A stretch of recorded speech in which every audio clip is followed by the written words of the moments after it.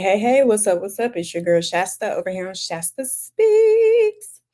Listen, we are here to talk about last night's episode of Love and Marriage Huntsville. It don't make sense. Okay? This is my review and recap. If you have not subscribed to the channel, what you waiting on, honey? What you waiting on? Come on. You've been peeping around the corner. You've been sticking your pinky toe in to see what's going on. Okay, go ahead on and subscribe. And then hit the notification button so that you'll be notified of all the goings ons. Okay? Whenever it's some goings ons over here. All right. And then tell a friend to tell a friend to come on over here. All right. Um, as always, all things discussed on this channel are alleged and they are in my very own opinion and they are definitely for entertainment purposes only. All right. So let's get into it.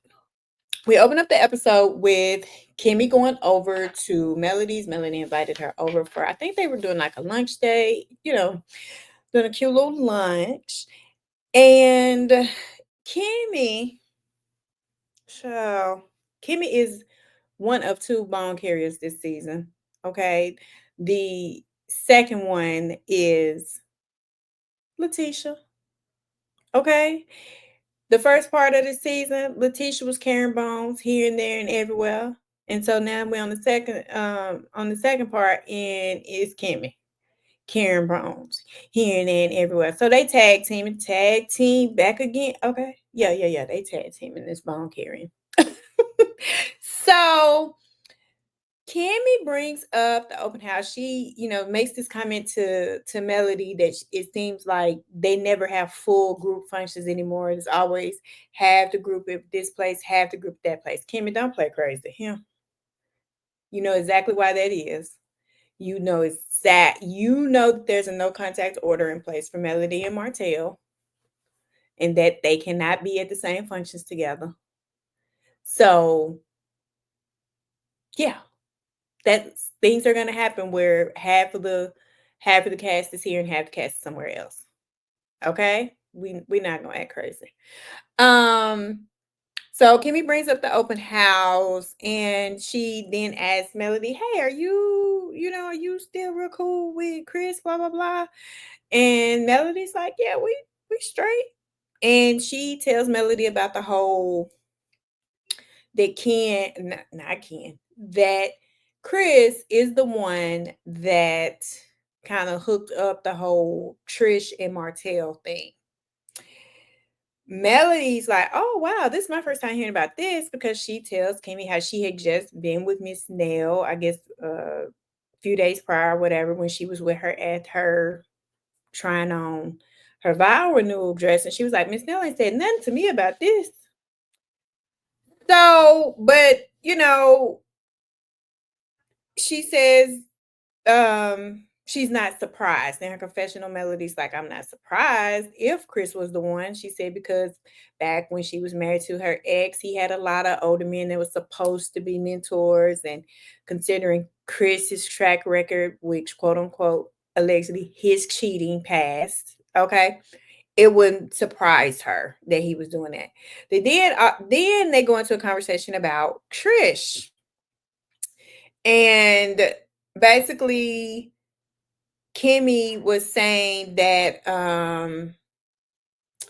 Trish said that Melody was messy and being shady and this and that. And Melody pretty much was like, when she went to that event, the kids' party, she went there being supportive of Trish and her kids. She went in there, with the envelope to give money to her kids to support them. And she was like, she didn't care nothing about the drama that was going on with Trish and her circle of men. And she was like, if anybody ought to feel away, I should be feeling away because she's sitting up here and she done F my ex-husband. I said, oh, you better tell the triple shame the devil. And of course, Kimmy was like, well, they both said that didn't happen. And Melody was like, girl, please, honey. We too old to be silly. We're not finna act like the what they say that them saying that she just came over and they just Netflixed and chill and they wasn't no bumping and grinding going on. Who believe that? Nobody. Especially when it comes to Martell Hope. Because this is the thing. If it wasn't no bump in the grind going on, then why is everybody lying? Why is everybody lying? If then nothing happened, why is everybody lying? But if you know, or if you listened to the interview that Marquez did a few days ago with Millie Sean, shout out to Millie Sean. He said in that interview, allegedly, that he overheard Trish on a phone call with one of her friends talking about giving up the cat to Martell. She said she gave up some cat to Martell. So, you know what I'm saying? Trish is a liar. That's why I don't see it for Trish. Because Trish is one of those people, wake up in the morning, yawn, and say, I think it's a good day to start lying. She be lying. She has not told the truth of what happened in that house with Martell yet. And he ain't either. So anyway, after that, we see Destiny and Tisha at brunch. And here come Martell. Destiny had told Martell he was meeting Tisha for brunch. And he shows up to try to confront Tisha. Supposedly, in his words, he's saying to see if there's apologies that need to be given, from me or from her or the both of us, yada, yada, yada. At the end of the day, Destiny, you wrong as two left damn shoes. You should have had a conversation with Tisha and said, hey, girl, I know you want to do brunch. I'm going to tell Martell to come by so y'all can have one-on-one discussion about everything that went on at the field day or something. You give your friend a heads up. But you being so blindly loyal to Martell, it's going to have you out here friendless, penniless, hopeless, just like him. Because you shouldn't have did her like that. You shouldn't have did her like that. That wasn't good. It wasn't a good look, Destiny. It wasn't right. Tisha did right getting up leaving. Because after the way he came at her out there, girl, in front of her husband, in front of everybody, I'm sorry. What the I'm sorry gonna do? What is that gonna do? So, Destiny, you was wrong. And you gonna try to say that you didn't set her up to be ambushed, you didn't set that up, da da da da da. So then if you didn't set it up, why when she left, you looked at Martell and said, well, I commend you for coming to try to give an apology. She's just not ready to receive it. That's the evidence right there that you set the shit up. I'm just saying you set it up and you wrong. You should have had a conversation with your quote unquote friend before. But at the end of the day, like most people say, and it seems to ring true, Destiny ain't loyal to nobody but Martell. Period, point blank. The next thing we get is Tisha goes and tells Marsau what happened at one of his job sites.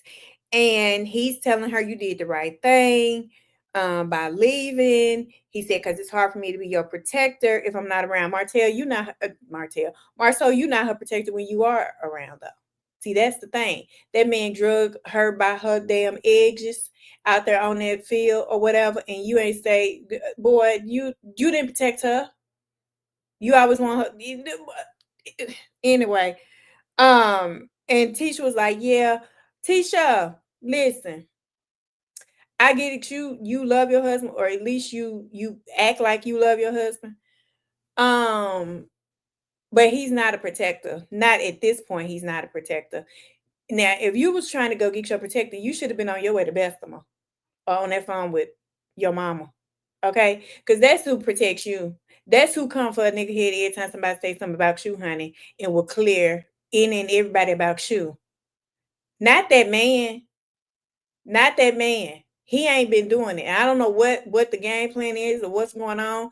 Everybody talking about, well, he got stuff to lose. Yes, his wife, his family. Because you wouldn't have too many times to let me set up and get disrespected and talk crazy about. While he think about things he can lose, he needs to add his wife and his family to that list before he do be sitting over there looking like Martell, trying to figure out what went wrong. Because Tish, you girl, if he's your protector, make him protect. He ain't got real comfortable with letting people disrespect you, and that's not a good look for either one of y'all. I'm just saying. Um, and he also said that he's glad she walked away because it's no telling how things could have went because Martell doesn't have the mental toughness to restrain himself. I guess he's trying to say he do have the mental toughness to restrain himself. But you, again, sir, when it comes to your wife, damn all that mental toughness and all of that. You need to stand on business when it comes to your wife. Um, so anyway, after that, we get Destiny and her dad. And they have a beautiful scene. I will say, I'm gonna give Destiny that right there. Destiny and her dad had a beautiful scene. Maybe if we'd seen more of this side of Destiny, people wouldn't feel the way they feel about it. I don't know. Yeah, I know. I don't really see it for Destiny. Just because of how she done aligned herself. I don't see it for Destiny. But her dad is a stand-up man because they talked about when Destiny's mom was out here on them drugs and stuff, and Destiny ended up in foster care. That man went and got his baby. That man got on the phone, talked to Lloyd, talked to whoever, and said, "I want my child out of foster care." And he took his behind up there to Detroit, got that baby out of foster care, and brought her, I guess, on back to Alabama. Now they said they had a rocky road in the beginning because he uprooted her. She had friends and things like that that she had to leave behind in Michigan, but she says now that as she got older, she realized that that was the best thing for her. And so her and her dad have a beautiful, beautiful relationship now. And I will say that is a stand-up guy. Her dad is absolutely seems to be a phenomenal dad, phenomenal granddad, and is definitely a stand-up guy. Um, after the scene with Destiny and her dad, then we see Destiny at her storage unit, because that's what it is. And she's got Lance in there talking about hanging up drywall, putting up lights. Girl, it's a storage unit. What? It's a storage unit. I can't. She says she's doing a relaunch of Madani and she's doing home fragrances and body fragrance and a body fragrance line. The- Destiny said, you know what I'm saying? When I get out there, I'm gonna keep getting up, trying again. You can dust yourself up and try again. Pick yourself up and try again. Try again. If first you don't succeed, I gotta go find that song, y'all. I have forgot. And when I said that song popped in my head, come on, Aaliyah. That was my girl, y'all. Rest in peace, Aaliyah. So Kimmy and Tisha come by. Kimmy, aka the bone carrier, starts talking about the mimosa with Melody. Starts talking about who all was there. They mentioned Sonny being there. Tisha said, "Was Moses there?" Kimmy says that Moses was not there, that he's incarcerated. I could have swore Destiny smiled when she said that. Now, if I'm wrong, I'm wrong, but I could have swore I saw her smile. Now, as they was talking about it, she tried to say, I mean, I'm okay with not seeing them. I didn't want this to be the reason that it. But anyway, I feel like I saw Destiny smile. But Destiny then starts talking about how she's planning Miss Nail's bachelorette party for the vow renewal. And Kimmy's like, is everybody getting an invite? Destiny's like, everybody that Miss Nail, wants to be invited except for Sunny. And Kimmy's pretty much like, girl, you can't control that. That's Miss Nail's thing. You just hosting and putting it together. You got to invite who Miss Nail wants you to invite. And at first, Destiny was like, because Miss Nail don't even know her like that. She don't know that lady. Destiny, you can't control who Miss Nail talk to or what she do at the end of the day. Like, girl, and Kimmy did by the end of the conversation, she did say, "Well, if she wanted that, I invite her." Blah blah blah. Destiny, girl, pipe down, please. So then we get Melanie and Chris. Melanie's talking to Chris and asking him about the whole if he hooked up Trisha Martell. Chris told his same lie, that same story that Martell called. He was at the gym. He asked if any girls there. He said, yeah, it's one walking by right now. He gave the description. Martell, and he only knew her last name. He gave him the last name. He looked her up, found her in 2-3 minutes, like flash, and sent the picture, said, is this her? And he was like, oh, damn, that's her. Chris, don't nobody believe that shit. You don't even believe that shit. That's why you reciting it like you reciting it, because you and Martell rehearsed it and you spitting it out. It's a lie from the pits of hell is what it is. Y'all is crazy with this foolishness. At the end of the day, at the end of the day, um, Chris, if you were trying to be any type of mentor to them, you would have, if Martell called you and was asking you about females or this or that, you would have told Martell, um, no, it's some girl, but I ain't finna be hooking you up like that because I'm trying to have you save your marriage. You didn't, you're not trying to help him save his marriage. You were not trying to help him save his marriage. And that's the problem. And I think that's what people are starting to realize now. You were not trying to help him save his marriage. And yeah, it just is what it is. We done figured it out, Chris. You was a player from the Himalayas, and you was helping Martell try to be a player from the Himalayas too. But Mel mentioned to Chris about the whole thing about when her and Martell got into it, and Martell made the comment that, or that he said, you need to talk to some of the older ladies about how this is how you supposed to be in a marriage. And she told him, well, you need to talk to some of the older men. And she said he was like, I did. Now, this is the same conversation that she talked about at the reunion with him. And she said that she asked, when she told him that and he said, I did, she asked him, okay, well, what did they? He said that the older men told him, get with somebody who got just as much to lose as you and make them sign some type of in what is the NDA, non-disclosure, whatever. And she asked Chris, are you the older person that he was talking about? And Chris was like, no, that wasn't me. That wasn't me. That sounds like something that them Scott boys brothers would have been doing. Chris, are you deflecting? Are you trying to take the heat off you and putting it on Marsau and Maurice? Cause that what? So you saying that they got girls out here with NDAs and stuff, allegedly, in our opinion?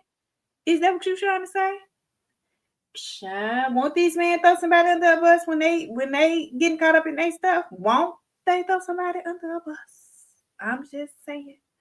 So anyway, he's pretty much like, I don't have time for that. I've been married 30 hours. And Melody corrected him. It's like, well, it was the time when you did have time for it because you did cheat. And he was like, but that was 20 years ago. And she was like, okay, well. So he then reminds her about their vow renewal. And she was like, I'll be there. She said, I waited to RSVP depending on how our conversation today went. Chris gonna say in his confessional that the fact that she waited to after their conversation to see how it went to RSVP was BS because it shouldn't have mattered. Chris, you a damn lie if it don't matter. See, the people out here keep talking about the reason why Melody be coming for people is clarifying all these stories with people about what was going on when her and Martell were married. They try to insinuate it's because she still loved Martell. Get y'all head out of Delulu land and come on back to reality with the rest of us. That woman don't care nothing about Martell. Okay? This ain't nothing about loving Martell or still being hung up on Martell. This is about the fact that these people been skinning and grinning in her damn face, okay, this whole time, and was skinning and grinning and listening to her cry about this nigga during that time. And if you was over here introducing him to women, knowing that we was going through this, I need to know because that lets me know what type of person you are and what type of character you have. And that has shit to do with loving or wanting no stanky, ugly ass Martell back. That's what people need to get clear. It's about a respect thing. It's about an integrity thing. It's about a character thing. Because if Martell really did call Chris and that was the conversation, if it really did happen like that, then Chris, as the mentor, quote unquote, that was supposed to be helping them save their marriage, should have been like, boy, where is your wife? That's the only woman you need to be worried about seeing. Where is your wife? But the problem is Chris wasn't trying to mentor no damn body. Chris wasn't trying to help nobody stay in a marriage. And now his skeletons are shook up out of his damn closet. So anyway, it does matter, Chris. It matters a great deal. Okay? Because it shows your character, your integrity, or lack thereof. That's what it shows. And I'm sure that finding that out,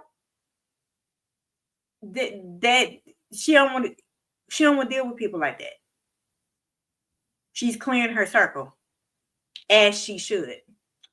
So the next thing we get is the Madani relaunch, whatever it is. And the ladies are talking. She tells Destiny that Kimmy done told her that everybody got invited. And Miss Nell basically is telling Destiny, look, I don't like what Sunny did or how it came about with her and Moses. However, I want to make my own decision about Sunny.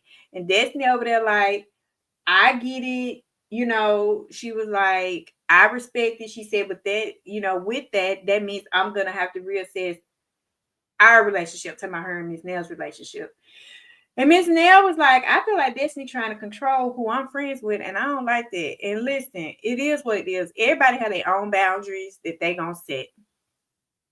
And so Miss Nell, at the end of the day, if Destiny feel like you possibly being cool with Sunny is a deal breaker for her or a problem for her, which I don't even think that's gonna even be an issue, because clearly at this point now, currently, we know Sunny's not even coming back on the show. So I don't think that's even a point of contention anymore, because I'm sure that if they did have any type of relationship, it was going to be a superficial one for the purposes of filming this show. And now that Sunny and Moses are no longer coming back to the show, I think that is null and void. Next, we got the guys talking. And so we got Lance and Maurice, Ken, Chris Fletcher, Marsau, they sitting there talking. Somebody asked Lance about Destiny. And Lance is talking about how they in their little situationship where basically they be bumping and grinding. It is what it is. They both two grown people who are, she's divorced. I think he's going through a divorce. This is his second one, I think he said. And they be hooking up. You know what I'm saying? They be doing their thing from time to time, apparently. And somewhere in there, Ken felt like this was, Ken/He-Man felt like this was his time to shine. And so he jumps in and say, well, yeah, because, pretty much when people marry and they decide to go through a divorce, they be, divorced pretty much before it's official. And they be out here doing their thing with other people before they even did it official. So why is it a problem for me and Tish? And everybody looking at him like, huh? And so he did bring up the whole Martell thing. He said, because like everybody want me to be mad at Martell, but that was before me. That would have been before me. So why should I care? And Marsau was like, well, she lied. He said, well, yeah, initially, I was upset about that. And Marsau was like, but what happens when she done lied 2, 3, 4, 5, 6, 7 times? Like, what you gonna do? And Kim's like, well, I would leave her alone then. And they looking at him like, really? I wouldn't have no problem leaving her alone. It wouldn't hurt me to leave her alone if I found out she had been lying. I'd be more hurt about the relationship I got with the kids. And therein lies the problem with Ken that everybody has. Why the fuck do you keep attaching yourself to women's children? You don't even have any biological children. You over here attaching yourself to another woman's kids. That's sketchy. That's weird. It's giving weird. It'd be different if them kids' dad was possibly incarcerated or, God forbid it, but if he wasn't here any longer, I guess is the best way to say it. Okay. But that boy and that girl have a daddy. He's alive. He's trying to be in their life. And it's like you trying to push him out. For what? Like, that's weird that you say you would be more upset about the relationship with the kids than you would about the woman you screwing. And they pretty much looking at him like, you would? She can't hurt you. What do you mean? And they're like, do you love her? And he was like, yeah. And he was like, okay, well then you would be fucked up if you had to leave. You couldn't just pick up and leave like that. So that gave weird. King just gives me weird anyway because I'm old school and I'm not with. When it comes to little girls, I don't play about it. My mama never played about us. I I don't play about my nieces. You know what I'm saying? Like I back up, nigga. Like why are you so attached, especially to that little girl? Like you still attached to your ex-girlfriend, little girl. Like it's giving weird. It's a weird flex, Ken. I think you need to back away from that. Okay. After that, we get the infamous Marsau, Martell, and Tish scene. Basically, Marsau and Tish are sitting there. Martell walks up. Tish makes the comment. Martell just gotta try to come up everywhere. He just got to. He keeps trying to be in the scene with us. He keeps trying to be in the scene with us. Whatever. When he get over there, Tisha tries to get up and leave. Marsau tells her to stay. Martell in his confessional is like, this is typical Marsau. Tish trying to get up and leave. He telling her to stay. He's being a narcissist. He's trying to control the situation.